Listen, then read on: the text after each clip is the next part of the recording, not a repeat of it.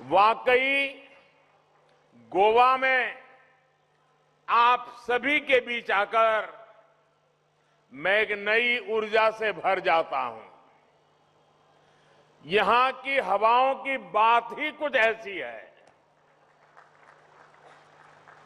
गोवा इतने बुलंद स्वर में विकास और बीजेपी की बात कर रहा है कि उसकी आवाज दूर दूर तक जा रही है। गोवा ने यह ठान लिया है कि विकास की इस लहर को,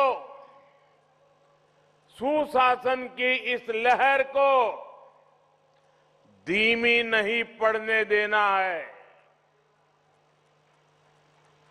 प्रमोद सावंत जी के युवा नेतृत्व में गोवा के गोल्डन भविष्य के लिए विकास की ये यात्रा ऐसे ही जारी रहेगी। 14 फरवरी को गोवा में एक बार फिर एक एक मतदाता कमल खिलाने के लिए भारी मात्रा में मतदान करने वाला है। मैं गोवा बीजेपी के सभी उम्मीदवारों को भव्य विजय की बहुत बहुत शुभकामनाएं देता हूं। साथियों,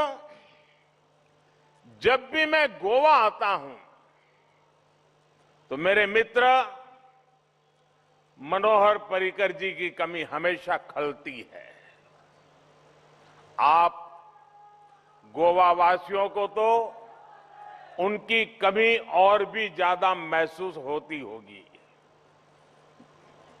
मैं भाजपा के वरिष्ठ नेता स्वर्गीय फ्रांसिस डिसूजा जी, जिनके साथ काम करने का भी मुझे अवसर मिला, इनका भी स्मरण करता हूं। फ्रांसिस डिसूजा जी गोवा संस्कृति और भाजपा के विचारों के सच्चे प्रतिनिधि रहे। साथियों, देव बोडगेश्वर की मुझ पर असीम कृपा रही कि मेरे जीवन के महत्वपूर्ण पलों में गोवा की धरती को इतना निर्णायक बनाया। आज जो आप मुझे जिस रूप में देख रहे हैं ना, जहां मुझे देख रहे हैं, इसकी शुरुआत गोवा से हुई थी।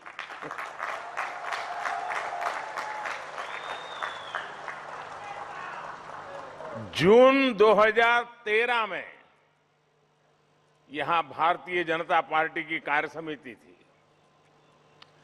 और जून 2013 में जब मैं गोवा की इसी धरती पर था तो भारतीय जनता पार्टी ने मुझे लोकसभा के चुनाव के लिए भाजपा की प्रचार समिति का प्रमुख घोषित किया था। फिर बाद में मुझे प्रधानमंत्री का उम्मीदवार भी घोषित किया गया था। गोवा की इसी धरती से निकली प्रेरणा थी कि यहां आप लोगों से बात करते हुए उस दिन हमारे पर्रिकर जी ने मेरी यहां एक सभा आयोजित की थी और उस सभा में मेरे मुंह से सहसा सहज रूप से एक शब्द निकला था। वो शब्द था कांग्रेस मुक्त भारत। ये शब्द गोवा की धरती से ही, यहां के पुण्यात्माओं के आशीर्वाद से सहसा मेरे मुंह से निकल गया था और हमने देखा आज ये शब्द देश के कोटि कोटि नागरिकों का संकल्प बन गया है। साथियों, गोवा की अपनी एक खास संस्कृति और पहचान है और गोवा सबको साथ लेकर भी चलता है। जिनको गोवा की संस्कृति की परवाह नहीं है, उन्होंने गोवा को अपने भ्रष्टाचार का, लूट तंत्र का एक बहुत बड़ा एटीएम बना करके रखा था। लेकिन भाजपा ने गोवा के लिए स्वयं पूर्ण गोवा का मंत्र दिया।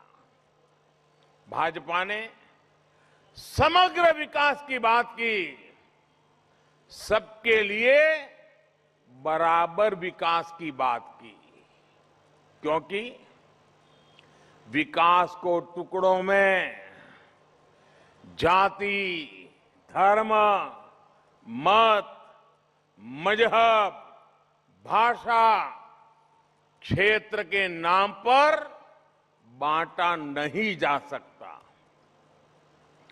अगर नॉर्थ गोवा का विकास होगा तो साउथ गोवा भी आगे बढ़ेगा। अगर साउथ गोवा में काम होगा तो नॉर्थ को भी उसका लाभ मिलेगा। और मुझे बताया गया कि आप जैसे यहां इकट्ठे हुए हैं, साउथ गोवा में भी वर्चुअली बहुत बड़ी मात्रा में अलग अलग स्थान पर लोग आज इकट्ठे होकर के इस कार्यक्रम में हमारे साथ जुड़े हैं। मैं साउथ गोवा के भाइयों बहनों को भी प्रणाम करता हूं। इसी तरह अगर जब हम गोवा के पर्यटन की संभावनाओं की बात करते हैं तो उसके लिए गोवा को हर क्षेत्र में विकास की जरूरत है। अगर यहां अच्छी सड़कें नहीं